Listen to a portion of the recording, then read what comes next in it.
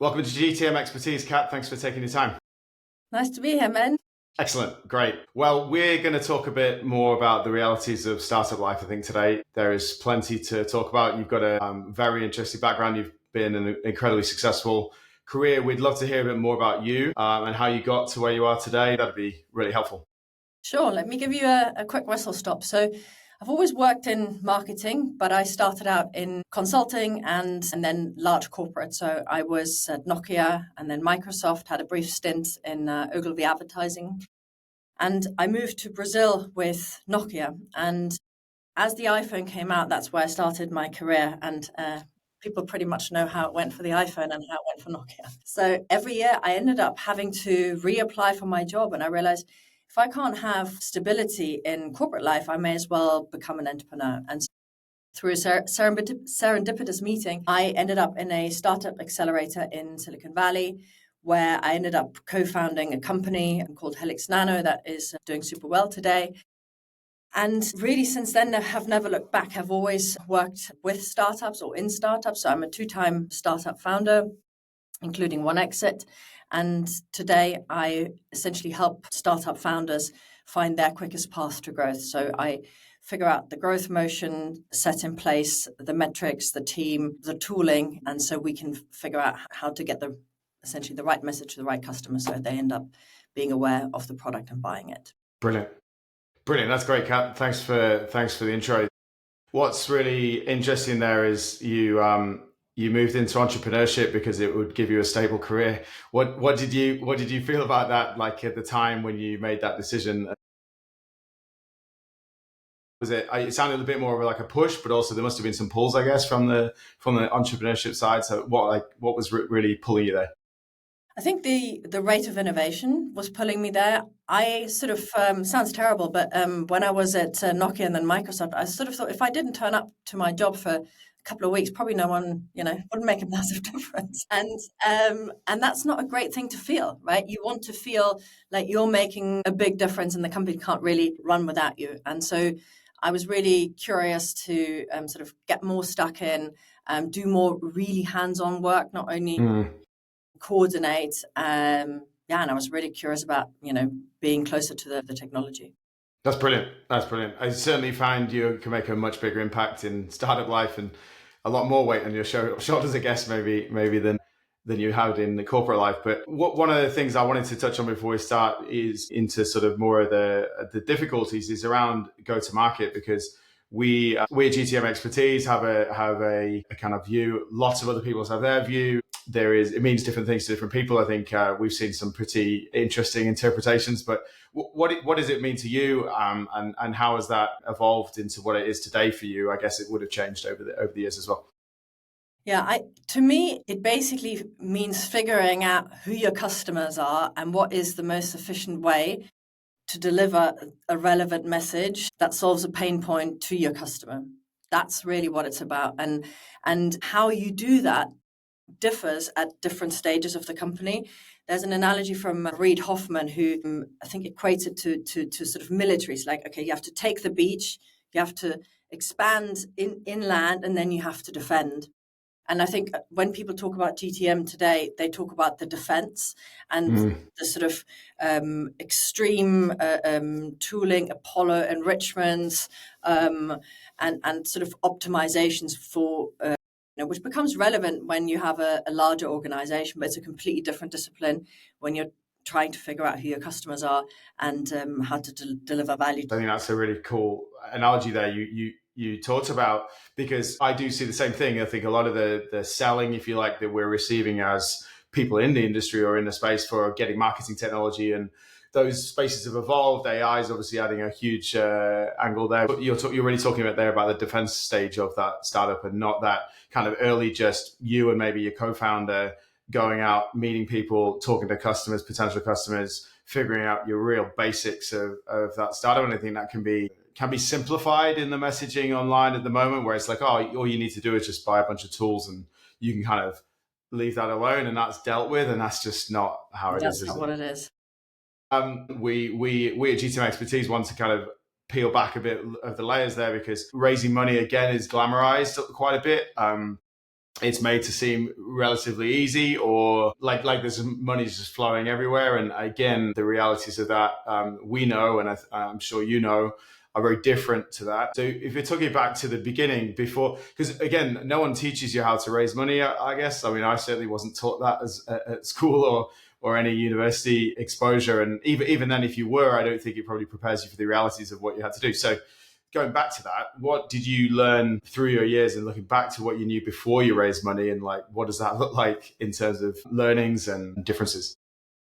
I mean, obviously today there's a lot more infrastructure available, right? There's sort of syndicates, there's some sort of angel groups that can be really hands-on. There's a fund called GTM Fund in the US that has access to a lot of operators. So they bring something else to the table, and there's a lot more on offer in terms of where you might be raising the money from, Mm. Kickstarter, Yep. things like that. And people have generally become far more aware of, friends and family rounds. When we started, that was 12 years ago, we did startup competitions. I don't think anyone does that anymore. So it was painful. It's like, Yeah. where's another startup? Oh, there's one in Italy. Okay, well, we'll have to go to that, and we'll have to Wow. go to, Birmingham, and we'll go to London, and then so you constantly pitching. But I think that the good thing about the sort of hard graph that was is we really learned how to pitch. And when we were at Singularity, that entrepreneurship program in Silicon Valley, we had a pitch coach, and that Mm. really taught us how to sell yourself, because you Mm. don't have long to make an impact and to tell a compelling story. So we really knew that we had to focus on the storytelling. And then, of course, you have to have done your research and do your market sizing and financial model, product, etc. I think the thing that really stood out on that journey was the storytelling piece, and having been coached Mm. on how to deliver pitches. And I think the other thing, the way we did it, is we didn't really do anything cold. I think you can do quite a lot cold if you have a compelling story, and you just tell people. We went for warm introductions, and just turned up every single phone book, carpet, email that we could in order to get introductions. But what's different in Silicon Valley is that there's a sort of sense that anything can be done.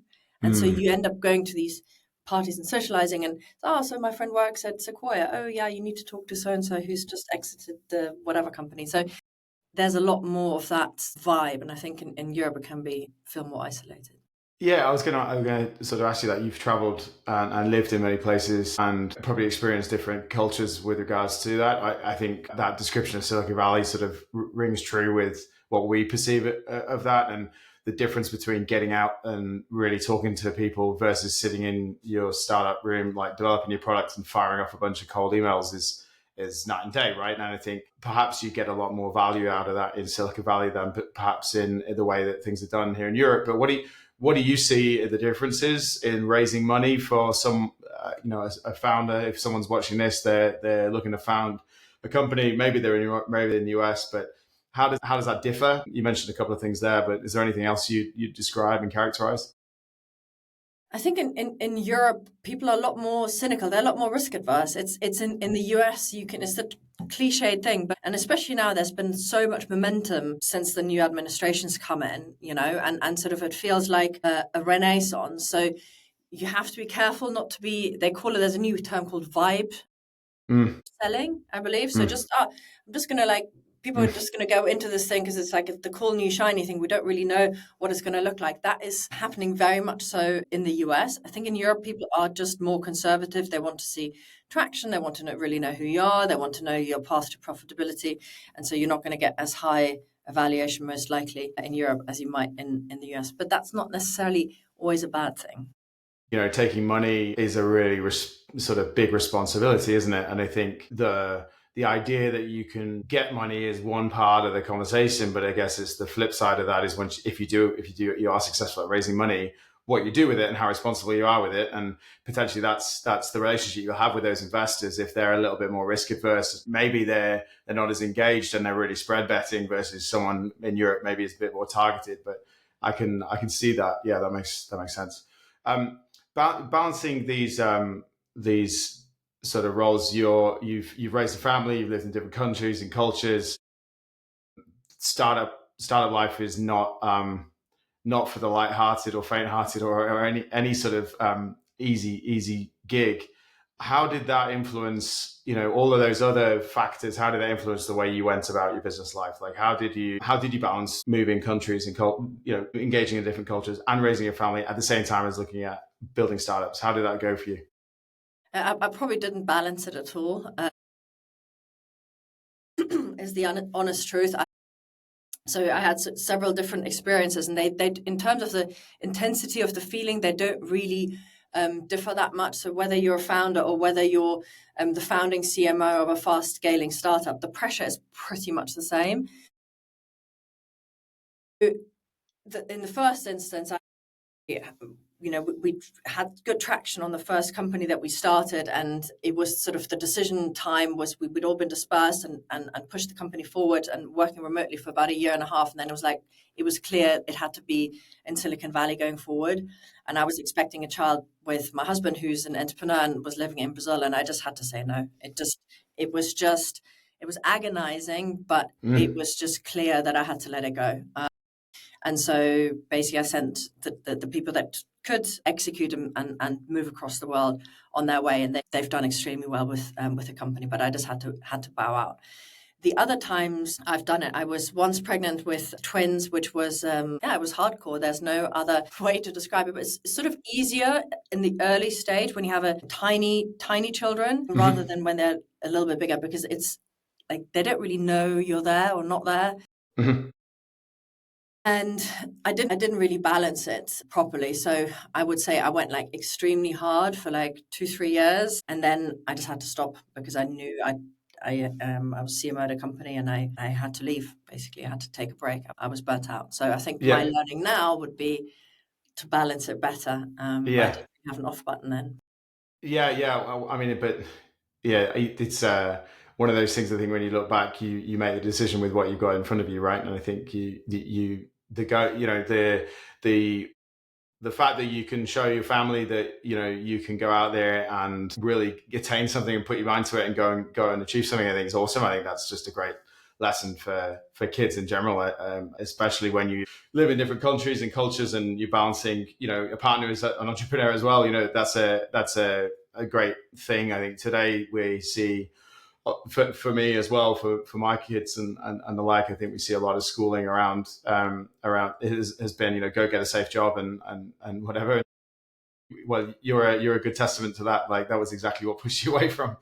But that's a great lesson to see, and I think when you look back and you talk to your kids about it when they're older and you look at it, I think that we an interesting conversation to show them where you've come and what you've been doing. So I think that's amazing. I think balancing is well, as parents, it's pretty much impossible to balance. There's always someone pulling or pushing or pulling at various times, and you never really feel like you've got an equilibrium. But that's incredible. How's that changed now when you're doing, like, how do you address that balance as a parent? Do you feel like you have a better handle on that? Do you feel like you sort of make time for that, or the way your work patterns, or how's that changed? I'm kind of curious on that.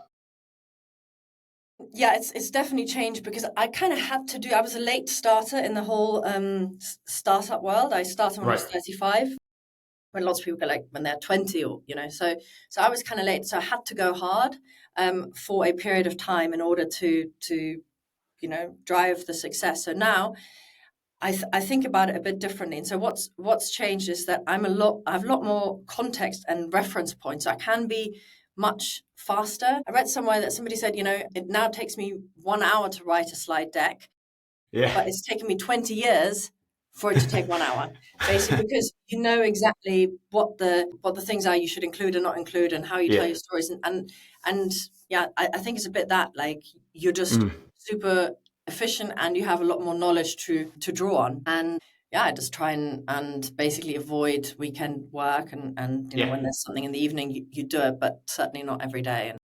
Yeah, absolutely, great stuff. So shifting gears a bit on the taking money and how hard that was, you talked about sort of spending a lot of time pitching, spending a lot of time going to any event you can to get that money over the line. You've raised some money from some of the biggest names in tech. How would you advise a founder if someone was sat in front of you who's looking to raise money, less so where they go, but their attitude to understanding what it means to take that money. I think we at GTM Expertise have found a lot of you mentioned some combinations there, the friends and family rounds and the investors who might have an interest, maybe not have an interest, maybe almost set the direction of the startup, which can be interesting as well to observe. How have you seen that, and what advice would you give someone who's looking to take?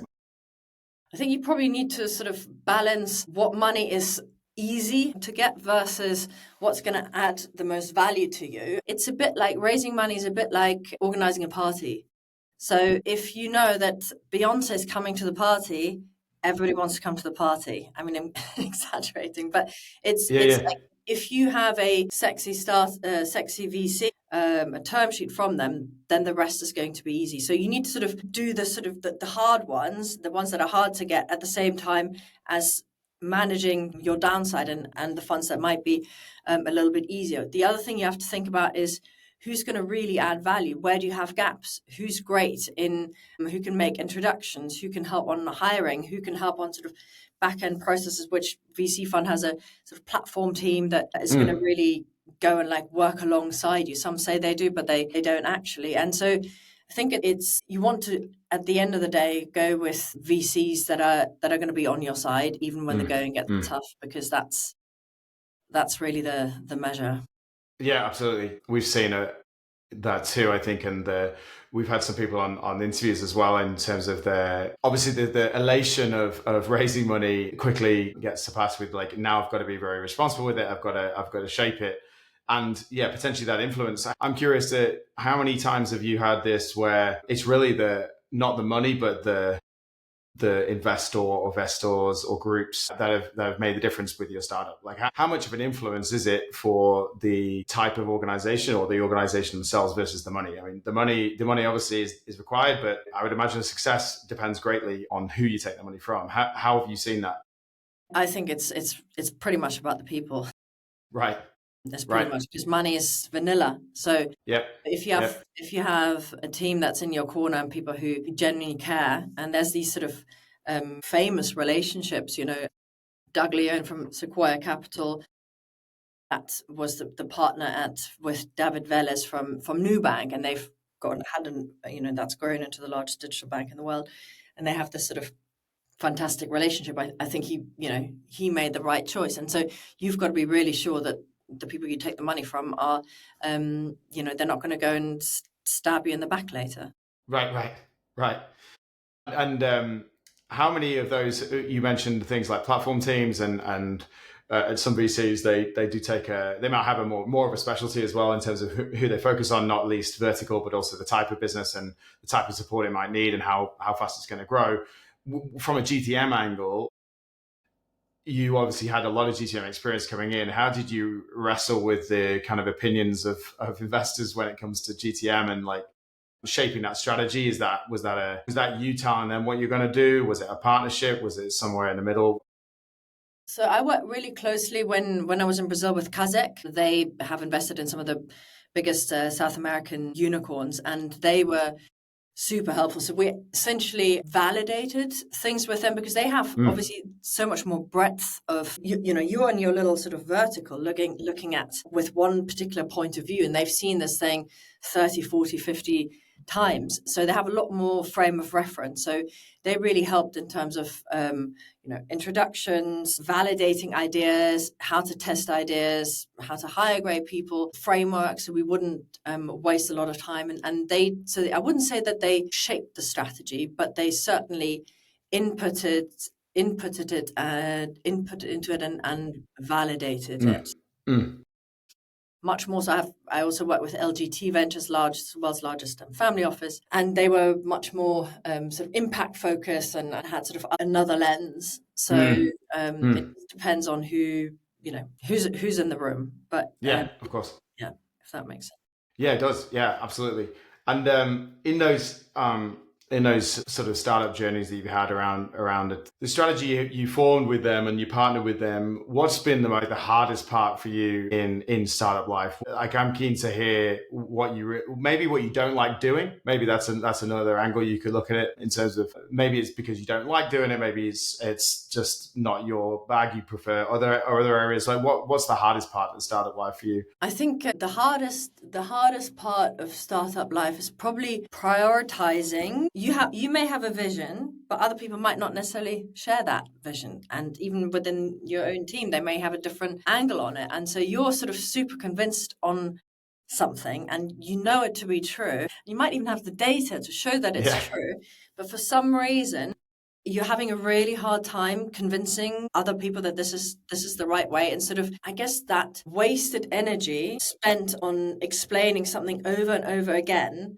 that is kind of a fact, and so you really need to dig into your empathy and Mm, figure out why, maybe what your point of view is, why is that not getting through. And so you have to be mm. humble with it and find a way to sort of thread the needle. And I've had that many times also as a CMO. As the CMO, in the CMO role, you're very exposed compared to other roles, and you have a strategy, and then somebody comes and gives you what's called like a random act of marketing, and they say, no, you have to do this thing over here now, and you're like, that just makes no sense. I'm really sorry. And yeah, how do you that is, I find really quite hard. The other thing is sort of pivoting's hard because that takes a lot of energy. Right. It's important, but that's hard. Yeah, I can imagine sort of potentially just the amount of work that you're not throwing away, because it's part of the journey, isn't it, to get to that point. You've learned a lot going in one direction and you're pivoting because you've learned what you've learned, but kind of like rebooting, I guess, a lot of the same stuff again to rehash that out and make that into a different direction can be hard. I can imagine this. You mentioned this kind of explaining a direction, your vision, and working. It's a delicate relationship too when you're co-founding, because you're near enough family at that point, right? And so the relationships you have with them, I guess, you want to protect them, but also you do want to drive it forward and not spend a lot of time sort of spinning around on the same place when you could put that energy into something else. So that makes a lot of sense. And I think the thing with pivoting is, when you're pivoting because there's a lot, something isn't working, and Mm, so there's all this lost work, I suppose, and mm, energy's gone into it, and then you need to move even faster to show that the new direction works. And I remember with company, it was a clinic chain that we co-founded, and we thought it was a B2C. We'd done all the work and it was so clear, and we opened the clinics and they were empty. I mean, it was just horrific, and right, we then had to just go 180 degrees and sell to insurance companies, so that they would send their patients right. to the primary care clinics, and that's what we did, and that's what ended up working. Wow. Yeah, when you're kind of with your back against the wall then. Yeah, yeah. Sometimes the best work comes out then, I guess, but it's not an easy process to go through, and not potentially enjoyable when you in that kind of place. That's amazing. That's a great story. Yeah, look, this was really really fascinating. One thing I'd like to ask at the moment is what you're doing now. Like, what's your sweet spot? Like, where do you see yourself working a lot in? I'm kind of keen to hear what your take is at the moment on how you can best help in the GTM space. Sure. So I love working alongside founders and founding teams. My sweet spot is typically late seed stage, Series A into Series B, so that they're not Hmm. exactly the sort of moment of finding everything out. And then what I typically do is I come in, help define the direction, set up the metrics, and then figure out the quickest path to growth, figure out the growth levers, and then run experiment hypotheses in order to make sure that they come up with a repeatable business model. I also do the team building and quite a lot of the hiring. What I like to do is, like, I come in, do the work, and then leave again. I also sometimes invest in the company. So one thing we didn't touch on, but I've been an investor for the last 12 years or so, and so yeah, if I like the company, and aside from that, I sometimes deploy capital, and yeah, that's essentially what I do now. Amazing. That's great. Look, Kat, this is really, really interesting. I appreciate you sharing, especially the difficult stuff. We're keen on getting that out there to give everyone a kind of realistic view, but also the motivation to show what is possible. You've had an incredible career so far. We look forward to keeping an eye on what you're doing next. Really, just appreciate the time you spent with us today. Thanks very much for your time. Thank you so much. Really enjoyed Thanks, the Kat. conversation. Thank you, Ben. Bye.